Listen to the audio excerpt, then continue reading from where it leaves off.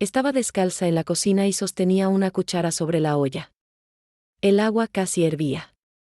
Pensé que sería buena idea añadir un poco de jengibre, algo que ayudara con el calor. Justo entonces se escuchó el clic de la cerradura. Sonó tranquilo. Sin prisa, como cuando alguien entra con la certeza de que la puerta le pertenece, me giré.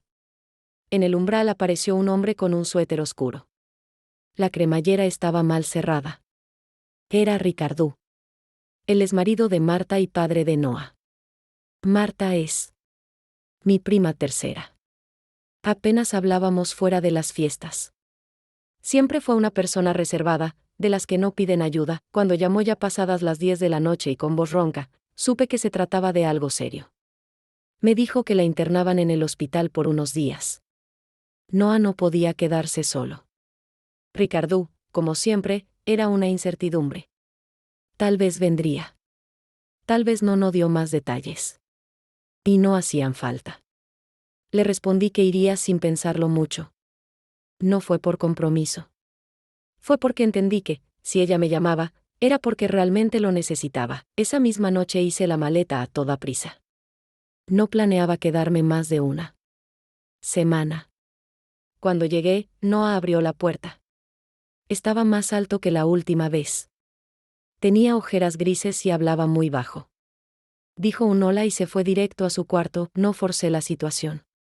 Solo deshice mi equipaje, pregunté si había algo de cena y lo dejé tranquilo. Al día siguiente empecé a preparar comidas sencillas, ventilé los cuartos, limpié lo que llevaba semanas sin tocarse. La rutina se instaló. Todo siguió así, sin cambios, hasta hoy. El sonido de la cerradura marcó una diferencia. Ricardú llevaba una carpeta con documentos y un manojo de llaves viejas. Entró a la cocina, dejó todo sobre la mesa, junto al tarro de miel, mi teléfono y la taza con café a medio beber. Se movía con calma, como si cumpliera un paso más en una secuencia ya conocida. Saludó. No esperó respuesta. Le recordé que yo era Carmen, aunque ya nos habíamos cruzado antes. Fueron encuentros breves, con esa frialdad que suele haber entre familiares distantes. Asintió. Observó la cocina, luego miró hacia el pasillo. Le dije que no estaba en su cuarto. Él respondió que solo venía a recoger algunas cosas. Me retiré hacia la estufa para dejarle espacio. Noah escuchó la voz de su padre. Salió de su habitación y se detuvo en el marco de la puerta. Lo miró y dijo que lo saludaba. Ricardú respondió con un saludo y lo observó unos segundos sin moverse hacia él. Noah preguntó si buscaba algo. Su padre contestó que venía por unos documentos y unas llaves. Marta le había dicho que podían estar allí. Hablaba con calma. Pero cada palabra dejaba sentir que no tenía claro qué lugar ocupaba ya. Noah asintió y regresó a su cuarto. No mostró enojo ni alegría. Solo una tranquilidad que no escondía resignación, sino algo más profundo. Era como si ya no esperara nada. Volví a mi café. Di un sorbo y observé a Ricardú. Él permaneció en silencio. Luego tomó la carpeta, se giró hacia la puerta y estuvo a punto de irse. Pero se detuvo. Preguntó cómo estaba Marta. Le dije que aguantaba. Ella aseguraba que no era grave, pero hablaba con una sequedad que hacía sospechar lo contrario. Él respondió en voz baja que eso era muy propio de ella. Se marchó sin hacer ruido. Cerró la puerta detrás de sí. El espacio que había ocupado quedó vacío, pero no neutro. Yo seguía en la misma posición. Descalza. Con la taza en la mano. Mi mirada cayó sobre las llaves. Él pudo habérselas llevado, pero no lo hizo. No parecía un olvido. Más bien daba la impresión de haber dejado algo en espera. Como si aún no hubiera decidido si volvería. Eso fue lo extraño. No su presencia, sino la forma en que se comportó. No era ajeno. Tampoco parecía pertenecer. Era como si regresara a una historia que ya no le pertenecía, pero en la que quería ver qué había cambiado. La noche siguiente, cuando ya había oscurecido, estaba en la cocina abriendo una lata de garbanzos. Pensaba preparar algo ligero. Una cena sin complicaciones, sin necesidad de palabras. Entonces sonó el timbre. No me apresuré. Me sequé las manos con el paño, acomodé una taza en el borde de la mesa y recién entonces fui a la puerta. No pregunté quién era. Ya lo sabía. Por segundo día consecutivo, era él, estaba de pie con los hombros caídos. Llevaba la misma carpeta y una hoja nueva en la mano. No intentaba esconder que su presencia no se debía solo a un documento. En su mirada había tensión y algo de expectativa. Como si él mismo no supiera qué buscaba con exactitud. Pero había venido porque no podía evitarlo, saludó. Luego dijo que había olvidado un papel que necesitaba para el día siguiente, asentí y le hice espacio para entrar. Caminaba despacio. Ya no tenía la seguridad del día anterior. Se movía con cautela, como quien regresa a un lugar donde antes no prestaba atención y ahora necesita leer cada detalle con cuidado, observó la cocina. En la estufa hervía una sopa. Al lado quedaba el cuchillo con el que había cortado cebolla. En el aire flotaba aún el aroma del comino. No comentó nada. Se dirigió al salón, abrió el mismo cajón de ayer y empezó a revisar papeles. Lo hacía rápido, pero sin prisa. Parecía un gesto automático, como un ritual que se cumple sin pensar demasiado. Yo lo observaba desde lejos. No decía nada. Solo escuchaba el sonido del papel, el roce de la silla, y pensaba que con cada una de sus visitas el aire cambiaba. No mucho, pero lo suficiente como para que yo respirara de otro modo. Volvió a la cocina con el documento en la mano. En los ojos llevaba algo más que el simple alivio de haber encontrado lo que buscaba. Se detuvo en el umbral. No entró del todo, pero lo miró todo. Me miró a mí. La olla que hervía. La taza vacía. Algo en él se aflojó, dijo que el lugar le parecía acogedor. Lo dijo con cierta incomodidad, como si no supiera si debía decirlo. Le respondí que solo mantenía el orden. Que todo era temporal. Que con un niño la casa debía estar limpia, asintió y guardó silencio. Luego miró hacia el pasillo, donde empezaba a sonar música desde la habitación de Noah. Sin apartar la vista, preguntó si su hijo había dicho algo sobre él. Le contesté que hablaba poco. Y que de él, seguro que no. No usé un tono duro. Solo fui sincera, porque entendí que no buscaba excusas, sino una verdad que pudiera sostener. Ricardo suspiró. No parecía conforme. Más bien cansado. Cuando ya iba a decir algo, él se adelantó. Me dijo que antes creía que si uno desaparece de a poco, entonces duele menos. Pero ahora pensaba que lo único que había conseguido era que dejaran de esperarlo. Lo dijo sin pausas. No fue una confesión. Fue algo que se dice cuando ya no se puede guardar más. Yo entendí que responder a eso era entrar en una historia que nunca había sido mía. Le ofrecí quedarse a cenar, si no tenía apuro. Se sorprendió. Miró la estufa. Algo en su rostro cambió. No esperaba la invitación. Justo por eso no respondió de inmediato, dijo que no sabía si debía quedarse. Pero que, por alguna razón, no quería irse. Desde entonces pasaron varios días, y sus visitas dejaron de parecer algo excepcional, ahora se asemejaban a una especie de costumbre, a un nuevo ritmo que al principio alteraba un poco el tempo, pero que después, casi imperceptiblemente, se integró en nuestra rutina.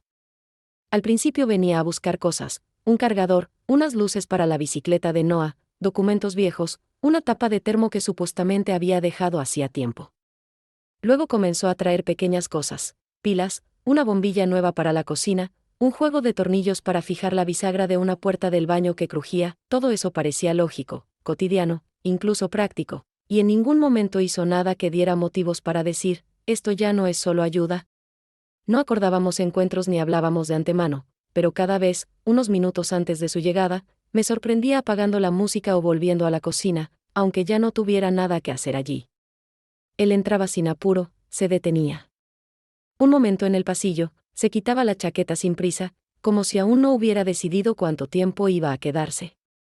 A veces se sentaba a la mesa, si yo estaba cortando algo o tomando café, y comenzábamos a hablar, no sobre lo importante, ni sobre lo doloroso, sino sobre esas cosas que pueden decirse sin tocar nada real. Las conversaciones giraban alrededor de lo cotidiano, que habían vuelto a subir el precio de la leche, lo mal que despejan las calles en los barrios residenciales, de qué color eran los autobuses en su infancia, y que todas las vacaciones las pasaba con su tía en el sur, donde la arena siempre quedaba en los bolsillos incluso después de lavar la ropa. Y yo, escuchándolo, me descubría haciendo otra taza de café, ya la segunda de la noche, no porque tuviera sed, sino porque quería quedarme un poco más en esa conversación, en esas pocas frases, en esos silencios donde todo era tranquilo, notaba. Como me miraba más tiempo del que uno debería en una situación así, y también sentía que yo no hacía nada para evitar esas miradas. No apartaba los ojos, no cambiaba de tema, no ponía barreras. Hablábamos de detalles, pero en la forma en que los nombrábamos había algo compartido, algo cuidadoso que nacía entre las frases y se convertía en una capa aparte de la conversación. No estaba cerca, pero como si estuviera aparte. Veía. Escuchaba, pasaba por al lado, pero no intervenía. Una vez, cuando su padre ya se había ido, salió de su cuarto, se detuvo en la entrada de la cocina y, sin mirarme, dijo con un tono neutro, casi indiferente: antes no venía así. Ni siquiera. Cuando vivía aquí, yo guardé silencio. No porque no supiera qué responder, sino porque sabía que cualquier respuesta rompería ese fino equilibrio que los tres intentábamos sostener en silencio. Tal vez no sabe muy bien cómo comportarse, pero lo intenta como puede, dije tras una pausa. Sin cambiar el tono, Noah se encogió de hombros y se volvió a su habitación, sin añadir nada más. Al día siguiente, cuando Ricardo volvió, esta vez con bombillas nuevas y un tono que ya no pedía explicaciones, yo ya no le pregunté por qué venía. Simplemente serví café, le pasé una taza, charlamos brevemente sobre cualquier cosa y le pregunté cuándo había estado por última vez en su casa, en el sur. Guardó silencio un momento y luego se encogió de hombros. Hace mucho. Allí se respira distinto. Y todo parece más estrecho que en mi infancia. Lo miré mientras dejaba la taza a un lado y, por primera vez, pensé, me pregunto qué es exactamente lo que le falta aquí. Al día siguiente, después del almuerzo, acababa de terminar de limpiar el suelo del pasillo, no porque estuviera sucio, sino solo para estirar un poco el cuerpo. Noté que Marta no escribía desde la noche anterior. Varias veces tuve el teléfono en la mano, pensando si escribirle algo como: tu ex anda viniendo más seguido de lo que probablemente te imaginas. Pero me detenía. Mejor que tenga paz. Al menos mientras esté en el hospital. Noah salió de su habitación con el teléfono en la mano, caminando despacio, y simplemente se detuvo frente a mí. ¿Todo bien?, pregunté, más por mantener el equilibrio que por preocupación real. Ajá. Solo estoy pensando, ¿en algo específico? Me miró largo rato, pero era fácil adivinar que se trataba de una preparación antes de decir algo. Parecía estar midiendo si valía la pena poner en palabras lo que ya flotaba entre líneas. ¿Te llevas bien con mi papá? Guardé silencio. Un instante. No por sorpresa, sino para poder pensar qué tipo de respuesta él esperaba. No lo conozco bien. Pero no me resulta difícil hablar con él, si es eso lo que preguntas. Es solo que, cuando él está aquí, pareces como si estuvieran bien juntos. No lo dijo con reproche. Ni siquiera con celos. Solo con esa honestidad directa que se permiten los adolescentes, no para herir, sino para tantear límites. ¿Quieres decir algo? No. Solo pregunto. No respondí de inmediato. En mi cabeza giraba la pregunta: ¿cómo habría reaccionado Marta? Y también, ¿realmente debo explicarle algo? A ella, a mí, a él. Si algo te molesta, dímelo directamente. Pero no tengo planes, ni respecto a él, ni respecto a mí. Solo reacciono cuando algo sucede. Él no habla con nadie así como contigo. Después de esas palabras, se encogió de hombros, se dio vuelta y volvió a su cuarto sin esperar ninguna reacción. No fue una frase acusatoria. Más bien, una observación. Tal vez incluso una invitación a pensar. Me quedé en el pasillo con el trapo húmedo en la mano, y otra vez la misma idea me rondó en la cabeza: ¿de verdad no estoy planeando nada? Y si es así, ¿por qué todavía no le he dicho nada a Marta? La siguiente noche no tenía nada de especial. Acababa de salir de la ducha, secándome el cabello con una toalla, vestida con una simple camiseta grisácea, y justo en ese momento, cuando pisé el pasillo sin haber llegado aún a mi habitación, Ricardo ya estaba allí. Tranquilo, inmóvil, con esa pausa en la mirada que dice más que cualquier palabra. Creí haber dejado aquí una memoria USB. Esa, con la tapa negra. Pero quizá me equivoqué, dijo sin mirarme, observando el borde del estante donde había un frasco con botones. No respondí de inmediato. Primero puse la toalla sobre la cómoda, Acomodé la camiseta sobre el hombro y recién entonces dije, con tono neutro, limpié esta mañana. No había ninguna memoria ni nada fuera de lugar, asintió, sin justificarse. Como alguien que sabía que no venía por la memoria, pero no tenía otra manera de explicar por qué estaba allí.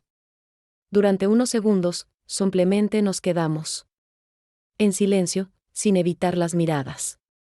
Por primera vez, sin una excusa doméstica, sin un tema ajeno, sin un papel secundario, lo miré sin ocultar lo que hacía tiempo ya había entendido: ninguna presencia es casual cuando alguien no quiere desaparecer. ¿Del todo, te molesta que a veces venga?, preguntó, como al pasar. Pero no era al pasar. Solo no sabía cómo preguntarlo de otro modo. Mientras Marta esté en el hospital, sigue siendo parte de esta casa. Formalmente, o como sea, respondí, sin desviarlos ojos. Se acercó. No de forma brusca, ni mostrando intención. Solo se puso más cerca, a distancia de un roce. Y, casi imperceptiblemente, tocó mi brazo, suavemente, no como un gesto, sino como una confirmación de que él estaba aquí y yo también. No me aparté. Él lo notó.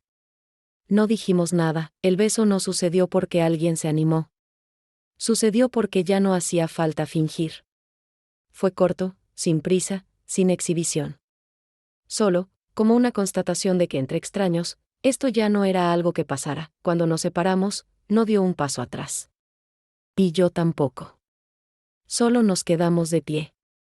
Y sentimos como, entre nosotros, el aire empezaba a llenarse de algo distinto. No. Se quedó mucho tiempo. No preguntó si podía.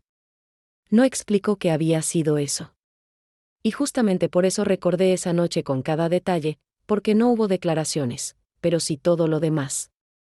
A la mañana siguiente, después de que todo entre nosotros se desplazó y el beso que habíamos estado evitando en silencio por días finalmente ocurrió, me desperté mucho más temprano de lo habitual, no por ruidos ni por la luz, sino por una especie de inquietud interna que me empujaba a escuchar el silencio del departamento, y lo más curioso fue que enseguida supe que él no iba a aparecer ese día, aunque aún no hubiera ninguna señal concreta de ello. Preparé el desayuno más lento que de costumbre, como si esperara que su figura apareciera en la puerta de la cocina cuando el tostador hiciera clic, o que sonara el sonido familiar de la puerta abriéndose justo al momento de sacar una taza del estante. Pero no hubo ni el más mínimo indicio, solo el ruido habitual del vecino, fragmentos de frases del televisor en la habitación de Noah, y el zumbido del refrigerador, que por alguna razón me pareció más fuerte que nunca, durante el día. Me mantuve en lo cotidiano, cociné, planché una camiseta de Noah que le gustaba, releí párrafos de un libro en los que no lograba concentrarme. Pero cada vez que la puerta del edificio sonaba o se oía una voz en el pasillo, me quedaba quieta por un segundo, intentando captar si eran sus pasos, su voz, su ritmo de respiración, que en la última semana había aprendido a reconocer mejor. De lo que quería admitir, no vino ni durante el día ni por la noche.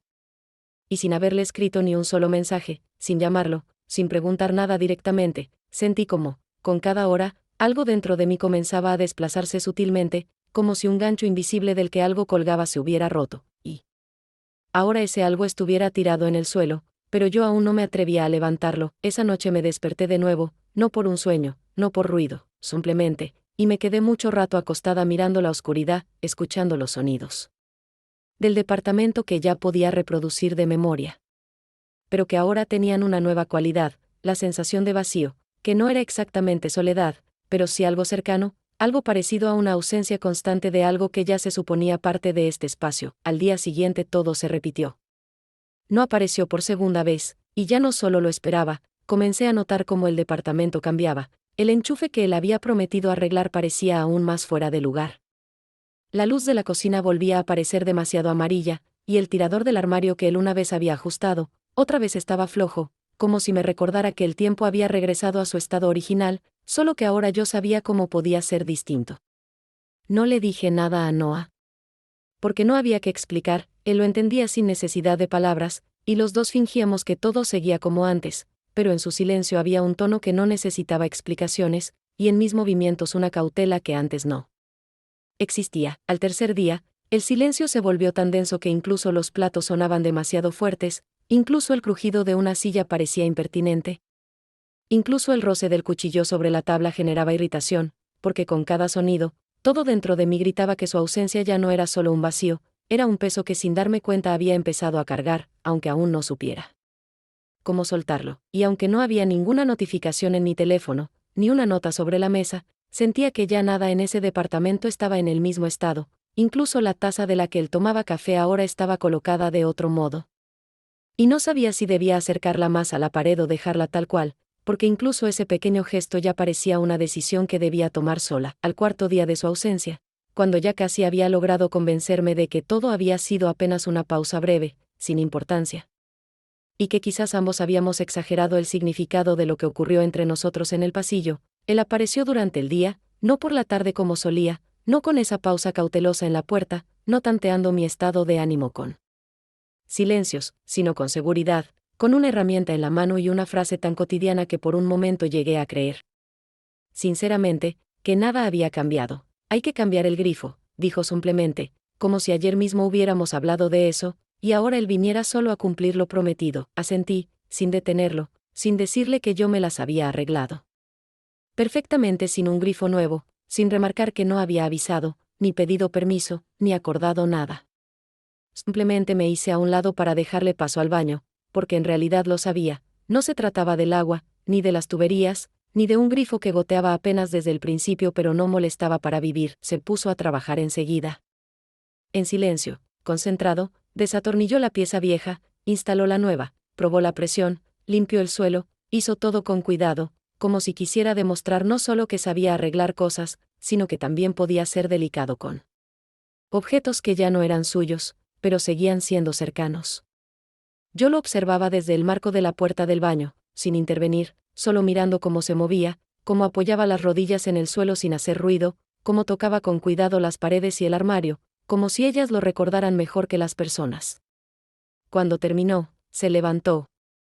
Se limpió las manos con un trozo de tela vieja que había traído consigo, y me miró ya no como a la dueña del departamento, ni como a una presencia casual, sino como a alguien con quien el silencio se había vuelto una forma habitual de estar. Yo no tenía intención de empezar nada, dijo de pronto, y en esa frase había más que en muchos de nuestros encuentros anteriores, más sinceridad, más duda, más de todo lo que nunca habíamos dicho. Yo tampoco tenía un plan, respondí, con voz tranquila, aunque por dentro todo en mí estaba en tensión, cada músculo, cada pensamiento, cada recuerdo de cómo empezó todo, no con deseo, ni con coqueteo, ni con provocación, sino con un silencio que de pronto se volvió compartido. Pero ya estamos en esto, dijo tras una breve pausa. Y yo no lo negué, porque lo sabía, ya estábamos dentro, incluso si nunca lo habíamos dicho en voz alta, incluso si no hubo un principio claro, ni promesas. Sí, dije simplemente, no para darle la razón, sino para no dejarlo solo con esa responsabilidad, porque en realidad los dos habíamos dado ese paso, lentamente. Sin indicaciones, sin pedir permiso, estábamos en ese pequeño baño, que parecía demasiado estrecho para conversaciones así, pero que justamente por su estrechez nos obligaba a estar más cerca de lo que quizás estábamos listos, y en ese espacio apretado, donde el agua ya fluía recta y sin sonido, había más claridad que en cualquier explicación o confesión larga. Después de eso, dejó las herramientas en el suelo, como si no tuviera prisa por guardarlas, como si no tuviera prisa por irse, como si no quisiera volver atrás, más bien, como si esperara que dijera algo que otra vez cambiara el ritmo, el tono, la distancia. Pero yo guardé silencio, porque esta vez ese silencio era consentimiento, y no había necesidad de cubrirlo con palabras. Cuando finalmente salió del baño, no nos abrazamos, no nos besamos, pero en la forma en que pasó junto a mí había más presencia que en muchos gestos entre personas que nunca se atrevieron a ser sinceras. Una noche, cuando el día ya parecía haber terminado, Noah y yo acabábamos de cenar, la olla con restos de sopa aún humeaba en la cocina, y en el aire persistía el aroma del comino y el pan tostado. Sonó una llamada en el teléfono. Una que no esperaba, y que no quería recibir, pero que, en el fondo, sabía que tarde o temprano iba a llegar. En la pantalla aparecía su nombre y Marta. Seco, breve, sin emoticones ni signos, solo el nombre, que volvía a recordarme que yo estaba allí solo porque ella no podía estar, y que toda esta historia, desde aquella primera llamada hasta el silencio de hoy, no había empezado conmigo. Aunque ahora yo estuviera dentro de ella mucho más profundamente de lo que quería. Hola, dijo, y en su voz había menos cansancio del que imaginaba, Pero también más de esa atención contenida que surge cuando alguien aún no ha decidido cómo reaccionar ante lo que ocurrió en su ausencia. ¿Cómo estás?, pregunté, sin fingir que la llamada no me tensaba más de lo razonable. Mejor. Me dan el alta pasado mañana, probablemente. Aún tengo que hacer un último control, pero en general, todo bien. Guardamos silencio unos segundos, y esa pausa fue importante. No había incomodidad ni frialdad, solo un espacio que nos permitía pensar antes de decir algo. Y fue ella quien lo rompió, con una frase que no pude pasar por alto, aunque sonara liviana, como algo que venía gestándose desde hacía tiempo, pero que por fin se decía al pasar: quería agradecerte. Pero no solo por haber venido, ni por haber ayudado, sino porque te elegí, no por ser familia. Sabía que no te metías donde no debías. Y por eso confié. Me quedé en silencio, porque dentro de mí algo se quebró, no dolorosamente, no en voz alta, sino de forma exacta y suave, como cuando algo que se sostenía en equilibrio finalmente cede. Porque ese gracias suyo, en vez de calmarme, me dejó un zumbido sordo adentro, como si hubiera sabido algo, o sentido. No desde el reproche, sino desde una certeza que dolía. Fue demasiado honesta, demasiado directa, y sonaba completamente segura de que yo me había mantenido al margen, cuando en realidad ya estaba metida hasta el fondo, no en la casa, no en las tareas, sino en algo mucho más complejo, más íntimo, que Marta no podía conocer, pero que yo ya no podía negar. Respondí con un gracias, suave, casi un susurro, como intentando devolverle su gracias de una forma aceptable. Y aunque las palabras eran totalmente comunes, sabía que entre nosotras, sin importar cómo siguiera todo, ya existía una línea invisible, que no desaparecería. Después de colgar, me quedé mucho rato junto a la ventana, apoyada contra él marco, mirando cómo se encendían las farolas, cómo la noche caía lentamente, como un perro con collar amarillo cruzaba entre los autos.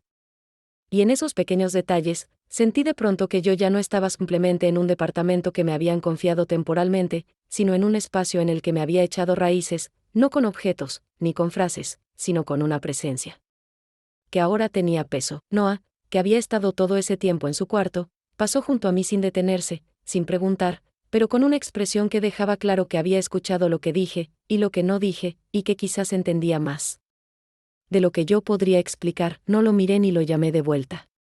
Simplemente me quedé ahí, de pie, en esa misma posición, escuchando los sonidos de la casa, en la que aún se sentía la huella de su presencia, no la de Noah, ni la de Marta, sino la de Ricardú, que ese día no vino, pero cuya ausencia solo hacía más visible su rastro, y por eso ese gracias de ella dolía. No porque estuviera equivocada, sino porque tenía razón. La última noche antes del regreso de Marta fue, a la vez, muy tranquila y casi insoportable, no porque pasara algo, sino porque ya no pasaba nada. Todo estaba suspendido en el aire, como si ese día no tuviera derecho a terminar en algo nuevo, porque ambos sabíamos que mañana todo iba a cambiar. No porque lo quisiéramos o no, sino simplemente porque iba a llegar el momento en que alguien regresaría a su lugar, y otro tendría que dejar el ajeno. Preparé un guiso de verduras, no porque quisiera hacer algo especial, sino porque quedaban unos calabacines que ya comenzaban a echarse a perder, y una cebolla cuyo olor era más fuerte de lo que debería. Él llegó sin avisar, como siempre, pero esta vez sin ningún objeto en las manos, ni carpeta, ni herramientas, ni excusas ligeras. Simplemente vino. No hablamos mucho. Se sentó en el taburete junto a la pared, apoyó la cabeza en la mano y me miró mientras revolvía el guiso. En su silencio ya no había esa tensión cautelosa del principio. Había otra cosa, una calma, como si ambos ya hubiéramos acordado todo, aunque nadie lo hubiese dicho en voz alta. ¿Mañana ella vuelve?, preguntó, sin cambiar el tono. Por la mañana, respondí. Dijo que ya tiene el alta, asintió, sin apartar la vista de la estufa. Luego se quedó un rato callado y añadió, más bajo, ¿entiendes que esto es todo? Sí. No. Me giré. Pero no me arrepiento. Yo tampoco. Esas palabras no sonaron trágicas. No tenían énfasis.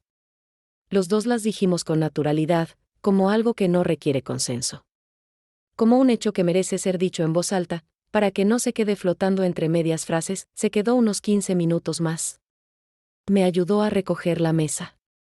No dijo una palabra cuando Noah salió por agua y se detuvo al vernos a ambos en la cocina. Lo miró, y no dijo nada. Solo se dio la vuelta y volvió a su habitación. Cuando Ricardú se fue, no lo acompañé a la puerta. Me quedé de pie junto al fregadero, con un plato mojado en la mano, mirando cómo el agua se deslizaba lentamente. La cocina volvió a quedar vacía, como antes de él. Pero algo, sin embargo, permanecía. No eran los objetos. Ni el olor. Ni las huellas, era yo. Yo era distinta.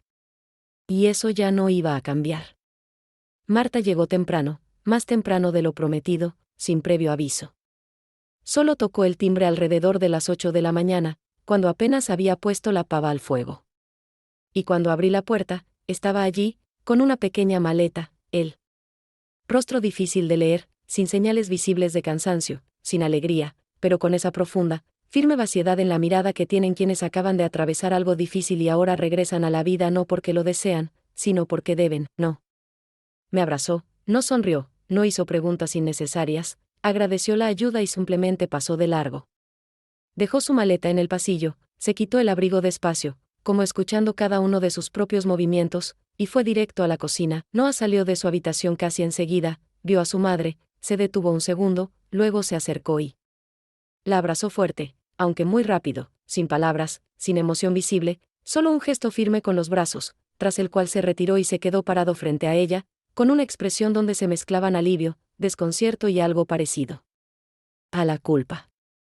Como si sintiera que en esos días se había vuelto un poco distinto y ahora no estaba seguro de si podía volver a la forma de cercanía que tenía con su madre antes. Marta no comentó su reacción, no se sentó, no empezó a hablar del hospital.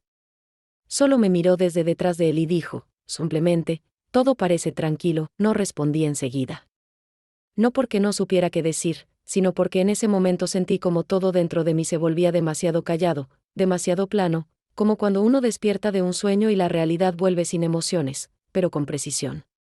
Y entonces, ¿entendés? Ya no estás en lo que era. Empecé a guardar mis cosas sin apuro, metódicamente, con cuidado, tratando de no hacer ruido. Y aunque en la habitación nadie decía nada, sentía con claridad que cada movimiento que hacía, cada objeto que ponía en la valija, sonaba más fuerte que cualquier palabra, porque ya no era solo un acto práctico, era el fin de una presencia que nadie había nombrado, pero que, sin embargo, existió. Marta estaba cerca, revisando algo en su propia maleta, como comprobando si no había olvidado nada en el hospital, y no me preguntaba si estaba cómoda, si tenía tiempo de alcanzar el tren, si tenía algún plan, porque, al parecer, ambas sabíamos. Preguntar ahora significaría empezar una conversación que ninguna de las dos estaba lista para tener honestamente. Noah se sentó a la mesa, miraba por la ventana, sostenía en las manos una taza que el día anterior Ricardú había dejado junto al fregadero, y no decía una palabra. No porque no quisiera, sino porque hablar significaría tomar partido. Y él aún no estaba listo ni para eso, ni para admitir que tal vez el partido ya lo había tomado. Revisé la cocina por última vez, comprobé que no dejaba nada, puse una taza en la rejilla para secar, y solo entonces me di cuenta, incluso los objetos que había colocado a mi manera ahora parecían pertenecer a otra persona. No porque no estuvieran en su lugar, sino porque mis manos ya no tenían derecho sobre ellos. Nadie me pidió que me quedara. Nadie me dijo que era hora de irme. Pero el aire en la habitación ya era distinto, y yo sabía que ya no encajaba, ni en las rutinas, ni en la dinámica, ni en el silencio que habíamos aprendido a compartir con Noah y Ricardú. Porque el regreso de Marta llenó esos espacios con lo que había antes de mí, y para mí ya no quedaba nada, y ni siquiera podía enojarme con ella, porque simplemente volvió a lo suyo, y yo ya sabía, había perdido algo que nunca me había pertenecido. Me fui en silencio, no porque temiera una escena, ni porque alguien me lo pidiera, ni por vergüenza o incomodidad, sino porque cualquier otra forma de salir de ese espacio me parecía demasiado ruidosa, demasiado artificial, demasiado ajena a la calma con la que todo entre nosotros había ocurrido, cambiado y quedado flotando en el aire sin nombre. Sin un inicio claro y sin derecho a un cierre formal. Mi maleta no pesaba, unas cuantas camisetas, un libro que nunca terminé, un cuaderno donde más garabateé que escribí, un cargador que siempre se enredaba en los bolsillos, y algunas cosas más que no valían nada, pero que quería tener cerca. Porque se habían vuelto parte de días a los que ya no podría regresar, ni siquiera mentalmente, sin mentirme un poco. No dejé notas, no miré hacia atrás antes de salir por la puerta, no lancé una última mirada a la habitación donde dormía Noah, No revisé si todo estaba apagado, aunque normalmente siempre lo hago, porque esta vez no quería que la salida tuviera forma de gesto final. Quería que fuera solo un tránsito, como una respiración que haces sin darte cuenta cuando ya sabes que decir algo es tarde, y callar no es suficiente. No sentía resentimiento, ni rabia, ni esa amarga tristeza que a menudo se adjudica a las mujeres que se alejan de algo complicado o que nunca fue del todo suyo. Lo que sentía era otra cosa, algo difícil de nombrar. No era dolor, no era pérdida. Era más bien como un saber nuevo, silencioso, que no llega como una revelación, sino como una sombra que te sigue y se vuelve parte del fondo, aunque ya no la veas. Sabía que era capaz de más de lo que creía, no en el sentido heroico, ni de sacrificio, sino en que podía estar en una situación sin guías morales, sin instrucciones, y no perderme, no destruir al otro, no disolverme en los sentimientos, aunque fueran más fuertes de lo deseado. Vivir con eso, quizá no es simple, ni cómodo, ni claro, como lo sería un final definido con roles bien marcados. Pero es posible. Como se vive con el recuerdo de algo que no fue error ni victoria, sino experiencia, muy íntima, muy callada, muy densa. Entre Ricardo y yo no hubo ningún gesto de despedida, ningún mensaje, ningún intento de explicarnos o continuar. Porque ambos sabíamos que, en esta forma, sin palabras de más, sin simulacros, sin intentar fijar un momento, así debía terminar. Y por eso mismo, eso lo hacía verdadero, no falseado, no reinterpretado, no empujado hacia el molde de una historia. Me fui de un apartamento donde ya no quedaba nada. Excepto todo lo que había ocurrido allí, y el silencio, las miradas, los toques, las frases no dichas, pero que dejaron huella en las paredes, en el aire, en mí, y en él también, aunque yo nunca lo vea, nunca lo confirme, nunca lo sepa. Con certeza, pero sé esto, incluso cuando ya no queda nada entre dos personas, salvo lo que fue, eso no significa que no hubo lo esencial, porque lo hubo. Y quedó. Entre nosotros. En mí. Para siempre. Sin despedida.